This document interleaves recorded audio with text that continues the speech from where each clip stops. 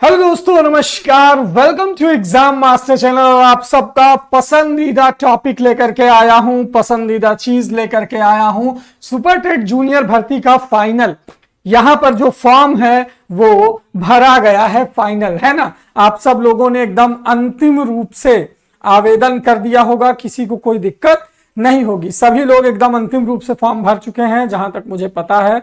ठीक है, अब यहां पर अगर हम बात करें, टोटल 1504 सहायक पद हैं। कितने? 1504। और आवेदन की संख्या को अगर हम रखें, मान लीजिए कि आवेदन की संख्या को अगर हम समझें तो एक पद के लिए लगभग 210, कितना? 210 दावेदार हैं एक पद के लिए।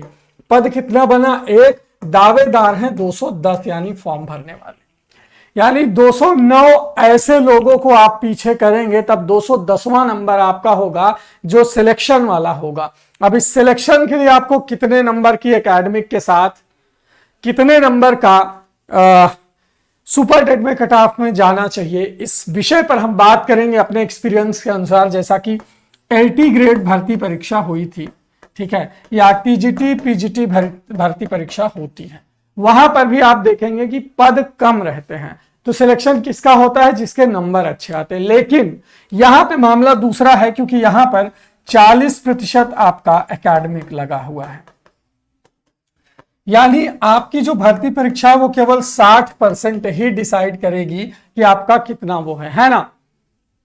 जाहिर सी बात है।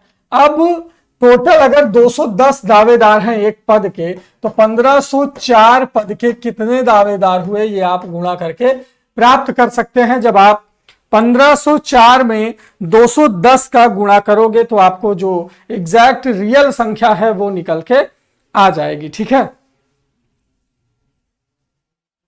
लगभग 3,15,840 है ना।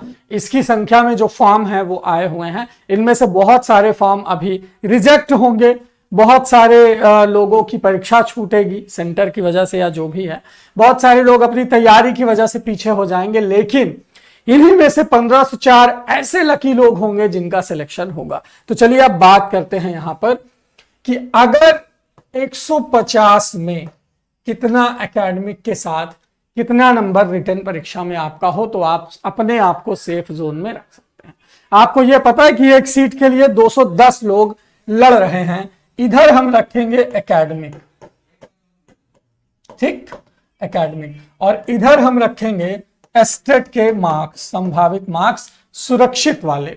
यानी अगर आपका एकेडमिक मान लीजिए कि 20 है, 21 है, 22 है, ठीक है, इसके बाद एकेडमिक जिसका 23 है, 24 है, 25 है, इसके बाद जिसका 26 है, 27 है, 28 है, इसके बाद जिसका 29 है, 30 है और 31 प्लस है।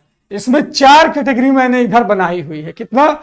4 कैटेगरी इधर बनाई हुई है, जिनमें से सबसे सेफ कैटेगरी ये है जिसका एकेडमिक जो है 26 प्लस है, 26 प्लस है।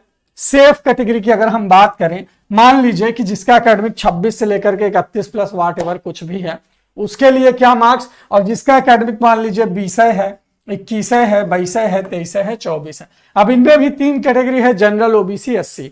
और बहुत सारी जगह पर आप देखेंगे कि सब्जेक्ट वाइज अगर सीटें अलग अलग आ गई तो हर सब्जेक्ट की कट ऑफ अलग चली जाएगी। लेकिन फिर भी अगर आपके पास, मैं यहां से शुरू करूंगा कि आपका जो गुणांक है वो 29, 30, 31 के पास है, यानी अगर आप इधर 30 हैं तो कम से कम इधर इतना नंबर लाइए कि आप जो है लगभग 45-40 गुणांक अर्जित कर सकें। यानी अगर आपके इधर 75% की अगर हम बात करें नंबर लाने की, 75%, तो आपका गुणांक 75% का 60% अगर आप निकालते हैं, है ना, तो कितना आ जाएगा। जैसे आपने मान लीजिए कि 120 नंबर लाया आपने, तो आपका ये बना 80%।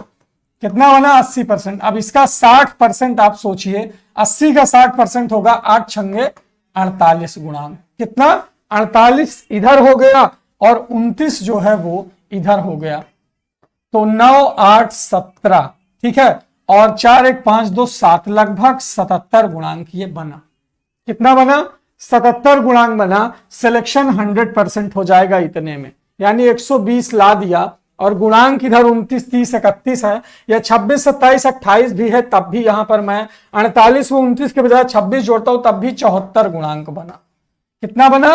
और 74 जो है ये सेफेस्ट गुणांक माना जाएगा। मतलब अगर 72, 73, 74 प्लस आप जा रहे हैं तो मतलब आप अपने सब्जेक्ट में या क्षेत्र में या सुपरटेट में सेफ हैं, फिर आप इन सब को पीछे कर देंगे। अब मान लो कि आपका जो गुणांक है वो 20 है, 21 है, 22 है, तो इधर 120 में 48 आ रहा है, 48 में जब आप 20 जोड़ोगे तो आपका 68 आएगा, यानी ये आपका गुणांक सेफ नहीं, तो आपको लगभग 120 नहीं बल्कि 130 नंबर लाना पड़ेगा, तब आपका इधर 52, 53 हो जाएगा, तब आपका 73 होगा। यानी जिनका गुणांक 20 है, 21 है, 22 है, वो अपने आप को 125 प्लस रिटर्न में लाने की कोशिश करें, तब आपका 70 के प्लस गुणांक जाएगा।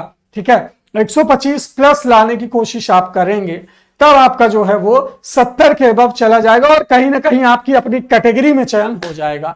तो जिनका एकेडमिक गुणांक 20 है, 21 है, 22 है, तो 20 वाले को कम से कम 130 नंबर लाना होगा, 21 गुणांक वाले को कम से कम भैया यही 130, और 22 वाले को मान लो 128, 29, एक आध नंबर का फर्क मान लो। ठीक है, एक मैं एग्जैक्टली नहीं, ये एक अनुमान मैं बता रहा हूं कि आपको हर हाल में 73 प्लस का जो गुणांक है वो मेंटेन रखना है, 73 प्लस का, तब आप सिलेक्शन ले पाओगे। अब ये कैसे आप ला सकते हो, किस तरह से आप ला सकते हो सेफेस्ट गुणांक 73 प्लस? आपको एकेडमिक गुणांक निकालना आता होगा, अपने हाई स्कूल का 10%, इंटर का 10%, ग्रेजुएशन का 10% और बीएड बीटीसी का 10%, ये टोटल 40% हो गया आपका एकेडमिक।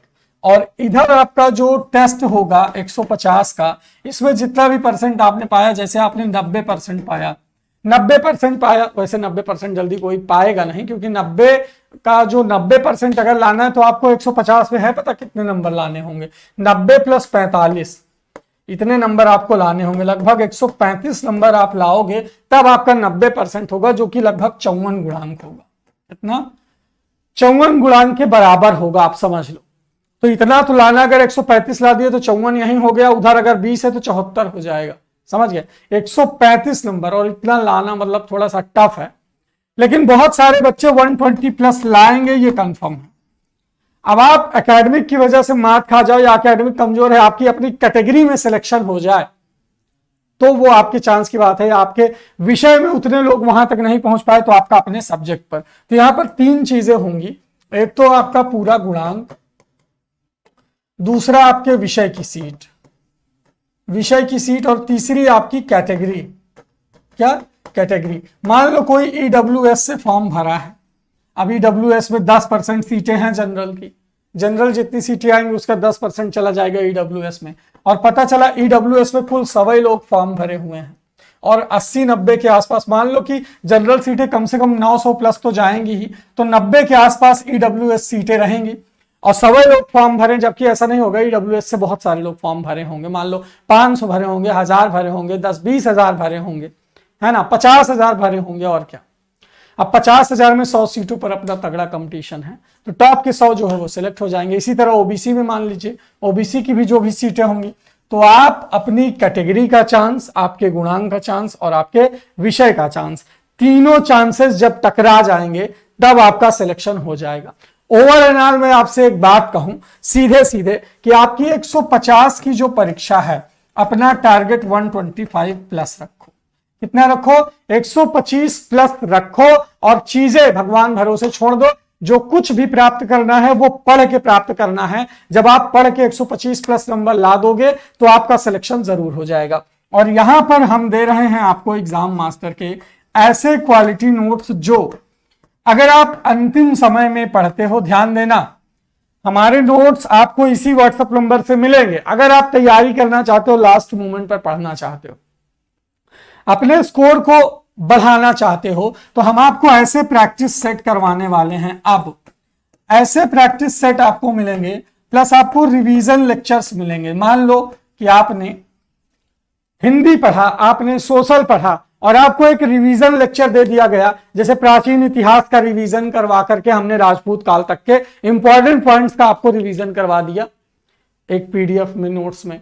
अब आपने उसे 2 घंटे पढ़ लिया, 3 घंटे पढ़ लिया और एंशियंट से लेकर के राजपूत काल तक आपने तैयार कर लिया, या हिंदी साहित्य के इतिहास का रिवीजन आपको करवा दिया। देखो वर्णमाला व्याकरण आप सब पढ़े हो, दोबारा उसे ना आपके पास पढ़ने का टाइम है ना मेरे पास पढ़ाने का, है ना, कि मैं चलूं अशोक का युद्ध ही बताता रहूं। अब जो अशोक का युद्ध जिसको नहीं याद है या बौद्ध धर्म की संगीतियां नहीं याद है, ये अब पढ़ाने का टाइम नहीं है, अब टाइम है रिवीजन का। अगर आपको इस तरह का सॉलिड रिवीजन नोट्स चाहिए, सॉलिड रिवीजन लेक्चर्स चाहिए, सॉलिड प्रैक्टिस सेट चाहिए, तो आप इस व्हाट्सएप नंबर पर हमें अपना नाम और जिला का नाम लिख करके भेज दो, और मात्र 20 से 25 दिन की प्रैक्टिस और रिवीजन से आपकी जो तैयारी है वो बेहतर हो जाएगी। सुपर टेट में आप अच्छे मार्क्स, मतलब 10-20 मार्क्स तो आप चढ़ा ही दोगे और ज्यादा, ये कंफर्म है। तो बिल्कुल रिस्क मत लीजिए।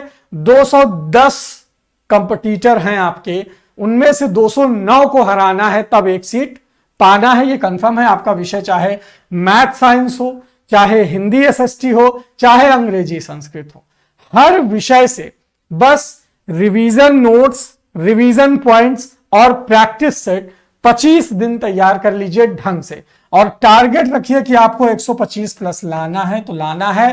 परीक्षा में बैठने के बाद आपका क्वेश्चन गलत नहीं होना चाहिए, 10-20 क्वेश्चन गलत हो, बाकी ज्यादातर क्वेश्चन आपको आते रहना चाहिए, यानी आप एक नजर उन प्रश्नों से गुजर चुको।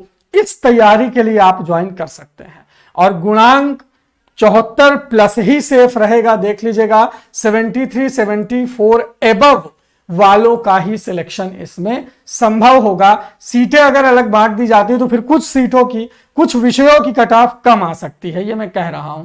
ये सिर्फ एक अनुमान है, फैक्ट्स पेपर के बाद ही क्लियर होंगे।